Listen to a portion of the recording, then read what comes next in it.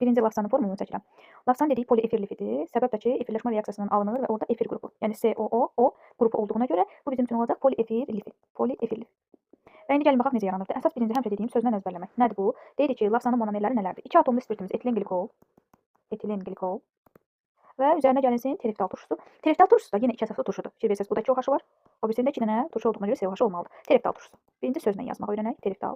Və bizim proses necə irəliləyirdi? Biz deyirdik ki, efirləşmə reaksiyasından. Əgər ki biz bunu efirləşmədən alırıqsa, efirləşmə reaksiyasının qaydasını yadımıza salaq. Deyirdik, turşudan götürürdük OH-ı, spirtdən götürürdük H-ı. Onda belə çıxır ki, bizdə burada etilen glikoldan H-ları, tereftaldan OH-ları götürüb çıxardacağıq, yerdə qalanları birləşdirmək lazımdır. İndi quruluş versiyasına keçək. Etilen glikolu yenə yazaq. Etilen glikolu yazaq bu şəkildə CH2, oksigen H, yenə bir CH2, oksigen H. Bu rahatdır etandiol 1,2 və yaxud da etilen glikol. Getdik indi tereftal seçməyə. Tereftal aromatik turşudur. Ya onu belə də yazıram. Baxın, birinci əsas quruluşuna yazacağam, sonra qısa versiyasında göstərəcəm ki, həlqəni biz bilirik, qısa da yazmaq olar qapalı formada. Bu tereftal turşusudur, COOH. Burada yazdım, yerləşməz. COOH. Bu da tereftal turşusu. İndi uşaqlar, həlqədəki biz karbon hidrogen bilirik ki, bu C6H6-nın normal həlqəsidir, amma buradan bir hidrogen, buradan da bir hidrogen çıxdığına görə burada yerdə artıq qalıb C6H4. Yəni biz bunu yuxarıda yazıb C6H4 kimi də yaza bilərik, kənardan COH, yenə bir dənə də COH. Bunu da görsək çaşmayaq, çünki eyni formuldur. Sadəcə açıq qapalı versiyadadır. İndi quruluşu seçməyə çalışaq. Dedik axı turşudan OH, spirtdən hidrogen. Turşudan götürəcəm, spirtdən götürəcəm H-ları. Turşudan da götürməliyəm OH-ları. Götürürəm. Buradan da bir OH, buradan da bir OH. Bu quruluşda seçək, əsas bunun üstündədir. Aha, indi quraq yenə. Oksigen idi burada qalan spirt tərəfində. CH2 idi qalan. Yenə bir CH2 idi və yenə bir oksigen idi. Artıq bu oksigen gedəcək bu birisi tərəfə. Buradakı bu CO-ya yapışmış olacaq. Yazaq onda. Buradakı artıq karbon, bu oksigen 2 qat rabitəli karbondur. Normal turşuda elə idi axı. Həmin oksigen 2 qat rabitə ilə qaldırırıq yuxarı. Yenə zəncirə yazaq, həlqəni yazaq. Həlqəni qapatdıq yenə PC içərisində. Yenə bu karbonun həmişəki kimi bu karboksil qrupudur uşaqlar. Karboksil qrupunun OH-ını götürmüşük. CO 2 qat rabitəli oksigeni orada qalıb. Yenə 2 qat rabitəli oksigen qalxdı yuxarı. Yenə rabitələri seçdim çölə. Hardan çıxmışdı? Oksigendən qapatdıq. Bu oldu bizim üçün polimerimiz.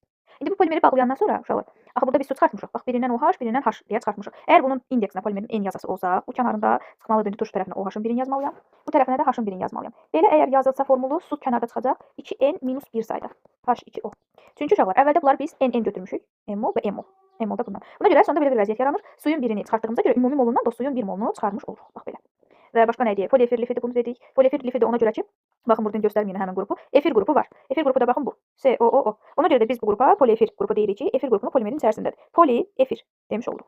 Ardından başqa nələri deyək? Bir də ki, burada sizə düşəcək, nə bilim, karbonun sp2 hibrid orbitallarının sayı.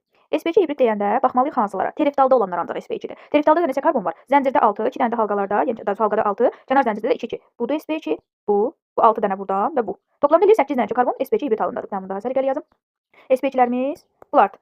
Bu zəncirdəki 6 karbon və bu. Hamısı sp2 hibrid halındadır. Sonra ki, bəs karbon atomlarının sp2 hibrid orbitallarının sayını tap. İndi sizə polimer məktəb dərəcəsini özü verəcək. Desə ki, sp2 hibrid olar, onda da etilen glikol. Onsuz da bilirəm ki, etilen glikolun karbonları sp3-dür. Onda 2 dənə sp3 karbon var. Hibrid orbitallarındakı sayını istəsə, burada görürəm 1 sp3, bu da üstünə gəldi 1 sp3, 4 buradan, 4 buradan. 8 dənə sp3 hibrid orbital var. 6 dənə də, 7 dənə də 8, 8 dənə də karbon sp2 olduğundan 8 vurulsun 3-də 24 dənə də bu tərəfdən sp2 hibrid orbital sayı var. Ümumi soruşsa nə qədər hibrid orbital var? Deyəcəm 32 dənə hibrid orbitalı varmız. Sonra soruşar sizdən nəyi? Oksigen atomlarının sayını, zəncirdəki oksigen atomlarının sayı. Bu da yenə uşaqlar. Həmişə bu uzun formulu yazmalı deyilsiniz ki, yuxarıdakı qısa formulları yazın, üstündə işləyin. Məsələn, baxıram yuxarıdakı qısa formulumuza nə var idi orada? Hə, demişəm axı buradan OH çıxıb, buradan da OH çıxıb, buradan da H çıxıb.